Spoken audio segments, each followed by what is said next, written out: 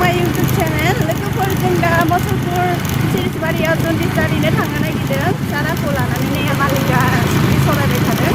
जों दा 7:30 बाजियाव फैदों आरोना लोगोफोर। होमबा नोंथांमोना जों भिडिअखौ नायलांबाय थादों लोगोसे जन्दिसआ ओंखारदोंना ओंखारा देखायलांनोसै। नै लोगोफोर थांगासिनो मोनैयाखै दाबो लामाया जि मोजांखा पाक्का गोजा सिल सिलसो।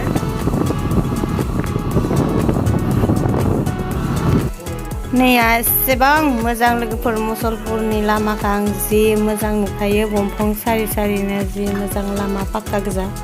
नै लोगोफोर मोनफैबाय बे दालांखौ पार जाबानो मोनो। नैया गोजौथार दालाङा बेखौ पार जाबानो मोनो। नैया मोनफैबाय बै मानसि नुहुरनायानो। बेनो मानसि दोंगा होनदों मानसि जागासिनो।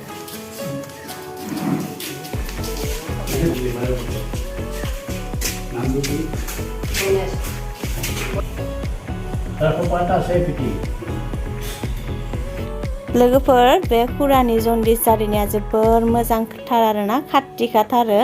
ओमफ्राय जोबोर गोजान गोजाननि मानसि फैयो।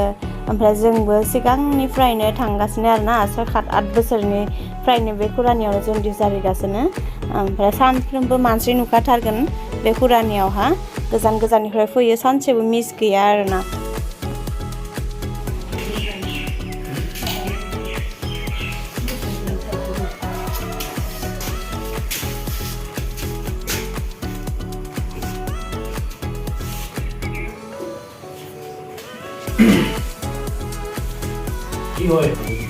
फिसालाखौ जारिना बायदि एबार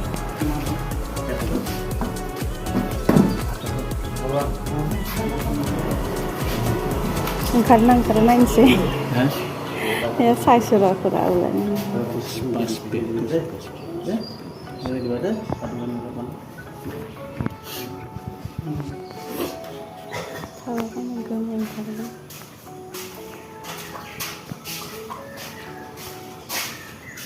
Masuk boga misalnya boga jondis लोगोफोर जा फिसालानि जन्दिसआ गुफुर जन्दिस ओंखारदोनो बेनाहाय बारा नुनो थाखाय केमेरायाव गोमो मोनबा नुगौमोन गोमो नङा गुफुर जन्दिसनो ओंखारदो karuan aja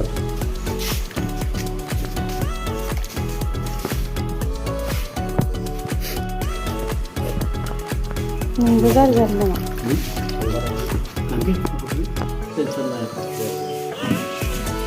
थांसै जों दा लोगोफोर जाबाय जारिनाया जाबाय ओंखारदो न' बोरैबा गुफुरसो ओंखारदो जन्दिसआ गोमो नङा गारि लायनो आरो